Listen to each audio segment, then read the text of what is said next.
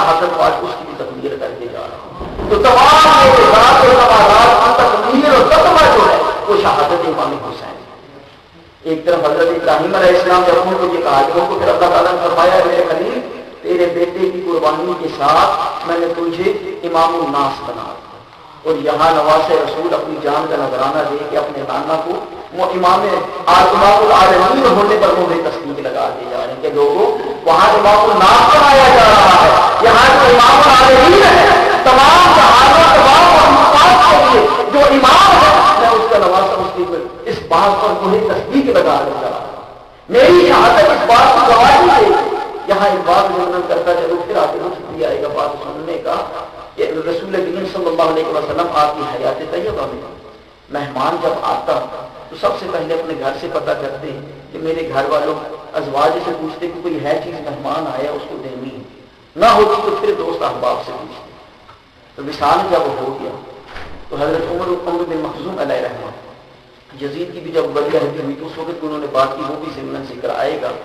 وہ فرماتے ہیں وہ راوی میں اس بات کی کہ میں موجود تھا دربار اقدس پر, ایک مسافر آیا وہاں آ کے لمبا تھکان کا اور بھوک کا مارا ستایا ہوا رات کے وقت پہنچا اور عرض کرنے لگا یا رسول اللہ صلی اللہ علیہ وسلم آپ کے پاس آیا ہوں رحمت للعالمین, بھوکا پیاسا ہوں, سفر کا تھکایا ہوں, کچھ میرے کھانے کا بندوبست کر دیا.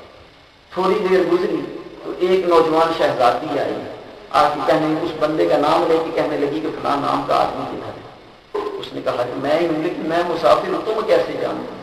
جب میرے نانا مجھے خواب میں ملے تو فرمایا کہ ایک شخص میری مزار پر آیا بیٹھا ہے, میری قبر انور پر بھوکا پیاسا ہے, مجھ سے وہ کھانا مانگ لے جاؤ اس کو کھانا ہے. تو راوی یہ کہتے ہیں کہ یہاں یہ ثابت ہوتا ہے کہ بعض مثال بندوں کو کھانا بھی کھلانا ہو تو سب سے پہلے اپنے آپ اور آپ کو حکم دیا کہ جاؤ تم جا کر پتا کرو کہ اس شخص کو جا کے کھانا کھلاؤ. تو جب دین کی حفاظت کی بات ہے تو تب بھی بڑے بڑے مجتہد محدث اور مفسر موجود تھے. صحابہ کرام میں حضرت عبداللہ ابن عباس موجود ہے, حضرت عبداللہ ابن عمر موجود ہے, حضرت عبداللہ ابن زبیر موجود ہے, محمد بن ابی حنیفہ موجود ہے, بڑے بڑے اجل محدث مفسر اور فقیہ موجود ہے. ہر ایک اپنے اجتہاد سے مسئلہ لیے بیٹھا ہے. صحابہ کرام کوفہ میں موجود ہے, شام میں موجود ہے, ہر ایک اپنے اجتہاد کی بنیاد پر بیٹھا ہوا ہے. حتیٰ کہ جب آپ مکہ سے کرتے ہیں بڑے بڑے مجتہد محدث اور مفسر یہ مشورہ دیتے نظر آتا ہے حسین نہ جائیے گا. وہ کوفہ والے جنہوں نے آپ کے والد کے ساتھ بے وفائی کی, جنہوں نے آپ کے بڑے بھائی کے ساتھ بے وفائی کی, وہ آپ کے ساتھ وفا نہیں کریں گے.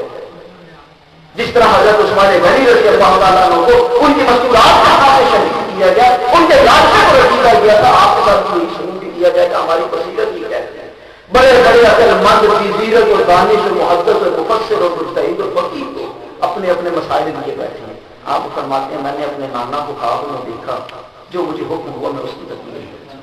سارے اشتہار, ساری احادیث, ساری آیات, سارے معاملات پیچھے رہ گئے. میرے نانا نے مجھ سے جو مانگا ہے میں اس کو پورا کر کے دکھاؤں گا. میرا نانا میرے دین کی حفاظت مانگ رہا ہے, میں ان کے دین کی حفاظت اور اس دین کی استحکام پتا اور اس کو حیات روح ادا کرنے کے لیے اپنی جان کا نذرانہ پیش کروں گا.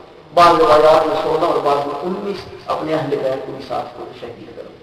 ان سب کا خون کا نذرانہ دیا تو رسول کریم صلی اللہ علیہ وسلم جو امام العالمین ہے, اللہ کا وجہ کی شان ہے, پہلے وہ آزماتا ہے, جو آزمائش پر پورا ہو جائے پھر اس کو امام بنا دیتا ہے.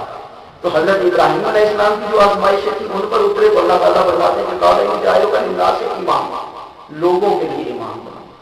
رسول کریم صلی اللہ علیہ وسلم کی ہماری ایمان ہے, ہمارا یقین ہے, آیات اور احادیث اس بات پر ثابت موضوع پر نہیں جاؤں گا. آپ تمام جہانوں کے لیے نہ صرف رحمت ہے بلکہ امام ہے. آپ کی نبوت بھی تمام جہانوں کے لیے, آپ کی نبوت تمام عالموں کے لیے, تمام انسانوں کے لیے ہے, تمام ممالک کے لیے کہیں مقید نہیں ہے. آپ کی نبوت نہ زمانے میں نہ مکان میں, دونوں چیزوں میں آپ کی نبوت محدود نہیں ہے. تو آپ کو امام العالمین بنایا گیا. تو اللہ کا وجہ نے جو امام العالمین بنایا تو اس کے بعد آپ کی امامت پر جو ہے تصدیق سبب ہوتی تھی. پھر یہ آتا ہے محبت. اللہ کا وجہ اس بات کو پسند کرتا ہے. اللہ تعالیٰ پچھلے سال اس پر بات کی کہ جو محبوب ترین چیز ہے اللہ کی محبت نے اس کو اپنی اس کی بارگاہ میں پیش کی. حضرت ابراہیم علیہ السلام کا اپنی محبوب ترین چیزوں کی بیٹا حضرت اسماعیل کو پیش کر.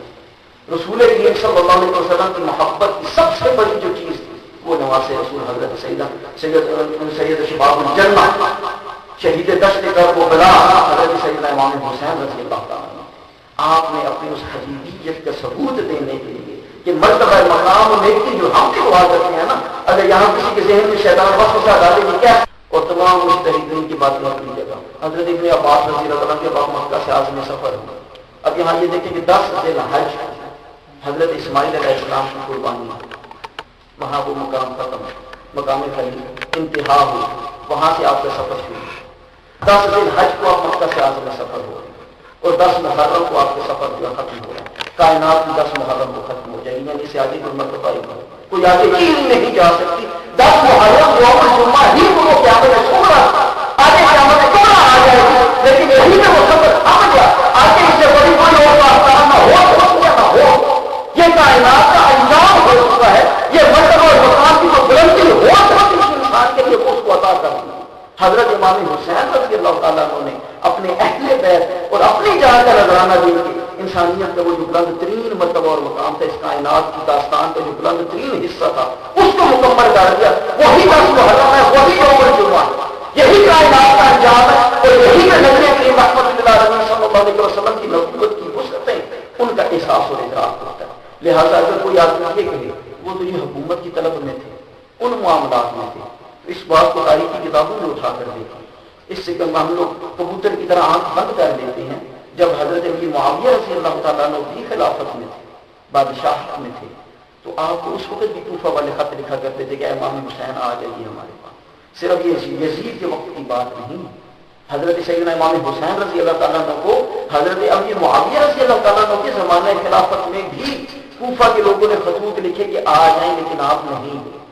اگر طلب عمارت ہوتی، اگر طلب بادشاہت ہوتی تو آپ اس وقت بھی جا سکتے، آپ اس وقت بھی خروج کر سکتے تھے. آپ نے نہیں کی، بلکہ دوسری طرف اندازے بے نیازی کیا جو شاہ شان بھی چلتی چلتی.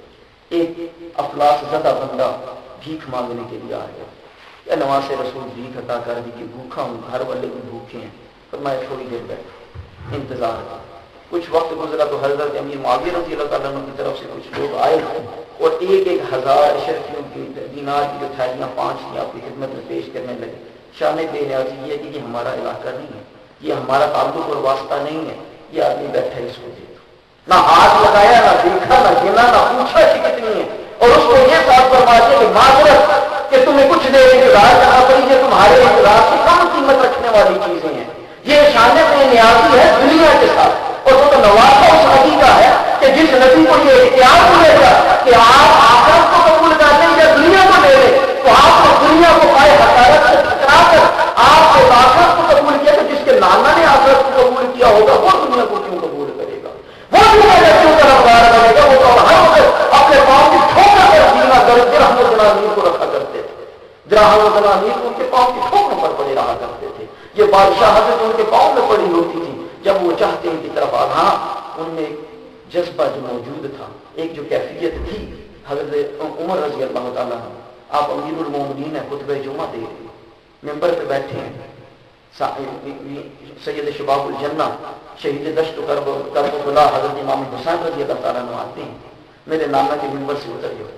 وہ جو بچپنے کی خبر تھی، وہ جو بچپنے سے بے باکی تھی، ان کے انتظار، ان کے کردار میں وہ چیز تھی جس کا اظہار ہو رہا تھا کہ آج اللہ تعالیٰ نے قرآن کو فرمایا کہ لا یعلم الظالمین، کوئی ظالم فاسق امام ہو ہی نہیں سکتا.